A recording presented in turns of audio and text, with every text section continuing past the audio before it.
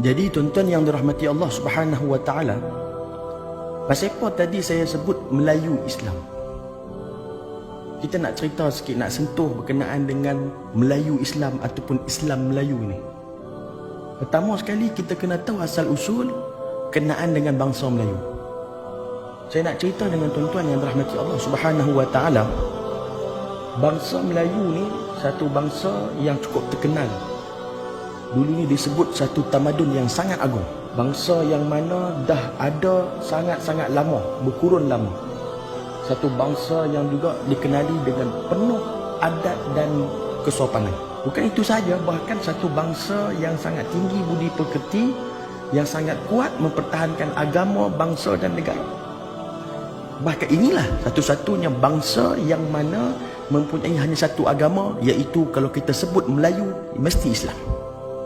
Sebab tu bila kita sebut tentang Melayu, benda pertama yang terdetik di fikiran kita adalah agama Islam. Ini kerana Melayu dan Islam ni tak boleh kita nak pisahkan. Berbilang bangsa yang ada di dunia ini, setiap bangsa tersebut mempunyai pelbagai agama. Tapi tak, bangsa Melayu tidak. Kerana hanya ada satu agama sahaja, iaitu agama Islam.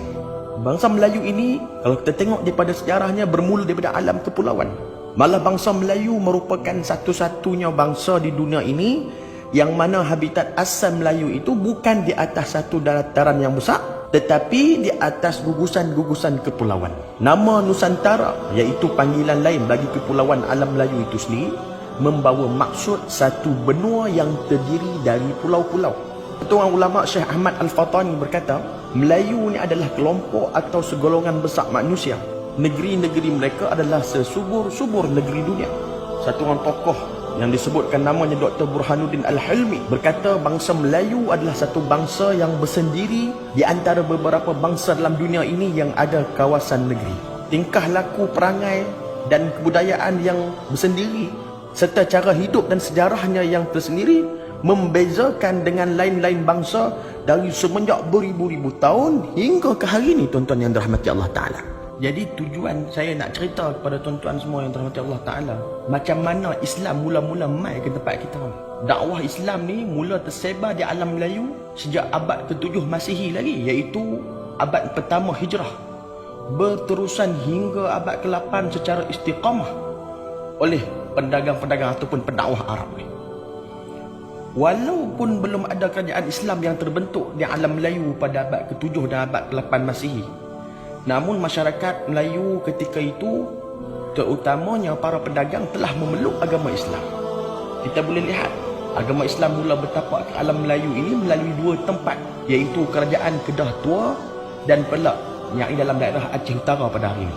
Melalui dua tempat inilah agama Islam terus berkembang dengan pesat di alam Melayu. Sebuah rombongan Islam telah mendarat di Perak sekitar tahun 820 Masihi. Salah seorang daripada rombongan tersebut yang bernama Said Ali bin Muhammad bin Ja'far As-Sadiq, yang merupakan Ahlul Bait, yakni keturunan Rasulullah SAW, yang berkahwin dengan puteri Perak yang bernama Puteri Makhdum Tanshuri. Maka dari pernikahan ini lahirlah zuriat daripada mereka ini yang bernama Said Abdul Aziz. Maka di situ terbentuklah kerajaan Islam yang pertama di alam Melayu, iaitu kerajaan Islam Perak sekitar tahun 840 Masihi, yang dipimpin oleh Sultan Ali bin Said Maulana Abdul Aziz, iaitu anak kepada Said Ali bin Muhammad bin Ja'far As-Sadiq dan puteri Makhdum Tanshuri.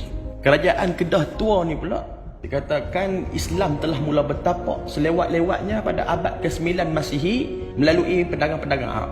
Salah satu tokoh dia yang bernama Syekh Abdullah Al-Qumairi Al-Yamani merupakan salah seorang pendakwah yang pertama yang menyebarkan agama Islam pada kerajaan Kedah Tua.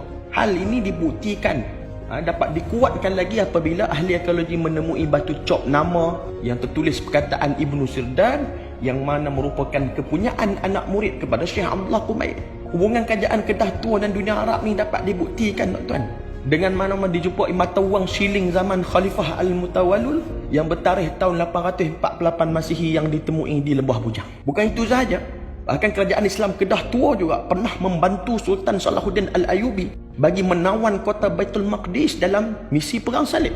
Kerajaan Islam Kedah Tua juga yang juga dikatakan turut menghantar bahan-bahan rempah kepada Sultan Salahuddin, kerana waktu itu bahan rempah sangat-sangat penting untuk mengawet bekalan makanan ketika mana peperangan. Kalau kita lihat pula, kerajaan Islam yang ada di Melaka pernah menghantar surat amaran kepada kerajaan Perancis, surat ancaman tuan-tuan. Kerana waktu itu dikatakan kerajaan Perancis hendak menyerang kota Makkah. Sultan Melaka ketika itu menjalankan tanggungjawabnya dengan mengarahkan askarnya, sekiranya Perancis tak mau tarik balik ataupun membatalkan hasrat mereka untuk menyerang kota Makkah, maka Sultan Melaka akan perintahkan askarnya untuk membunuh semua pedagang daripada Perancis. Dengan berkat usaha ini, hal ini menyebabkan kerajaan Perancis batalkan hasrat mereka untuk menyerang kota Makkah. Pada zaman kegemilangan Islam Melayu Melaka, berlaku satu peperangan antara Melaka dan Portugis, yang mana merupakan perang yang pertama dalam kerajaan Islam alam Melayu. Ketika mana Melaka diserang Portugis, masa tu para ulama Kesultanan Melayu Melaka ni membakar semangat para mujahid di Melaka untuk bangkit melawan dan menentang Portugis. Salah seorang ulama yang bersama-sama dengan rakyat Melaka ketika itu dalam menyerang Portugis ni ialah Maulana Sadar Jahan, yang merupakan penasihat utama Sultan Ahmad, putera kepada Sultan Mahmud Shah. Di samping tu, kerajaan Islam Demak juga turut membantu Melaka dalam memerangi Portugis. Angkatan tentera kerajaan Islam Demak juga turut dianggotai oleh para alim ulama, antaranya Sunan Kalijaga dan Sunan Kudus. Bahkan Sunan Kudus sendiri turut menjadi panglima angkatan laut dalam misi menyerang Portugis di Melaka. Selain itu juga, kerajaan Islam Aceh juga hantar angkatan tentera, hantar bantuan yang mana dipimpin oleh Syekh Samsuddin Al-Sumatrai bagi membantu Melaka menyerang Portugis, yang mana mengakibatkan Syekh Samsuddin telah syahid dalam peperangan ini dan dimakamkan di Kampung Ketek di Melaka. Kita boleh lihat juga antara peperangan lain yang berlaku di antara Kedah dan Patani menentang Siam. Perang ini juga dipelopori oleh banyak alim ulama kita. Antara ulama masyhur yang memimpin jihad menentang Siam ketika itu adalah satu yang bernama Syekh Abdul Samad Al-Falimban, Syekh Daud Al-Fatani, Syekh Wan Mustafa Al-Fatani, atau lebih masyhur dengan panggilan Panglima Tok Bendang Dayak, Syekh Wan Abdul Qadir, Syekh Muhammad Mas'ud Al-Banjari dan ramai lagi tuan-tuan. Ketika perang ni berlaku, Syekh Abdul Samad Al-Falimban ni waktu tu ada di Mekah. Bila dapat surat daripada adiknya, iaitu Syekh Abdul Qadir bin Syekh Abdul Jalil Al-Mahdani ni, yang mana merupakan mufti dari Kedah ketika tu, Syekh Abdul Samad terus balik. Sebab apa? Sebab nak bersama-sama berjihad menentang Siam ketika itu. Pada perang yang pertama, Kedah dan Patani telah memperoleh kemenangan. Bahkan Syekh Abdul Samad seterusnya berjuang lagi di Patani dan akhirnya syahid, terkorban di medan perang. Seorang lagi ulama yang turut syahid ialah Syekh Mas'ud Al-Banjari. Beliau juga syahid di medan perang di Kedah. Bahkan di Kelantan juga tuan-tuan yang dirahmati Allah Subhanahu Wa Taala, gerakan menentang penjajah Inggeris juga diketuai oleh seorang ulama yang bernama Tuan Haji Mat Hasan bin Panglima Munas, ataupun kita hari ini lebih kenal dengan gelaran Tok Janggut. Tok Janggut ni dipimpin pasukan jihad dekat Pasir Putih ni, dan sampai dia berjaya menawan pejabat pentadbiran British dekat Pasir Putih. Pada tahun 1915, Tok Janggut bersama dengan angkatan tenteranya diserang oleh pihak British dekat kampung Dalam Pupuh, dan akhirnya Tok Janggut pun syahid di medan peperangan tersebut. Kalau kita tengok pula di Terengganu, satu orang ulama yang sangat berpengaruh iaitu Tuan Guru Haji Abdul Rahman Limbong juga mengetuai gerakan dan pasukan menentang penjajahan Inggeris di Terengganu pada tahun 1928. Pasukan Tuan Guru Haji Abdul Rahman Limbong berjaya menawan bangunan kerajaan di Kuala Berang. Namun tuan-tuan, pasukan poli Inggeris telah melakukan serangan yang mana menyebabkan 11 orang syahid dan angkatan tentera yang lain telah ditangkap dan dipenjara seumur hidup. Dan juga Tuan Guru Haji Rahman Limbong tadi telah dibuang daerah. Lalu beliau berhijrah ke kota Makkah dan menghembuskan nafasnya yang terakhir di sana. Inilah cerita yang saya sebutkan tadi kepada tuan-tuan yang dirahmati Allah Ta'ala, menunjukkan bahawa betapa semangat Islam jihad yang ada dalam diri ulama-ulama dan juga nenek moyang kita terdahulu, yang mana membangkitkan semangat mereka demi menjaga tanah air dan juga bangsa ini daripada unsur-unsur atau pengaruh dan penjajahan. Untuk apa? Untuk memberikan keselesaan kepada kita hari ini. Ini semua adalah perjuangan kerana Allah Subhanahu Wa Taala demi menjaga agama, bangsa dan negara. Inilah perjuangan orang dulu-dulu, yang mana barisan para alim ulama dan juga orang awam semuanya turut bersama-sama berganding bahu, bekerjasama dalam nak mempertahankan tanah air dan juga mempertahankan bangsa kita, yang mana tidak mahu kita terus ditindas dan dipijak serta dihina. Sebab tu saya sebut tadi, yang mana saya sebut Melayu ini adalah satu bangsa yang tidak lari daripada Islam. Melayu ini bukan saja tinggi dengan adat, bahkan adat-adat Melayu itu sendiri melambangkan kemegahan Islam. Melalui adat Melayu lah Islam dapat dikembangkan lagi. Contohnya kita ada adat merisik, adat berkhatan, adat tetamu, adat hari Ashura, adat jenazah dan pelbagai lagi adat-adat lain yang tidak bertentangan dengan syarak, yang mana ianya menunjukkan kesopanan dan juga menunjukkan tata tusila orang-orang Melayu itu sendiri yang berakhlak dengan akhlak Islam. Kita tengok sendiri hari ni, tuan-tuan, baju Melayu yang kita duk pakai ni, baju Melayu itu sendiri pun melambangkan agama Islam.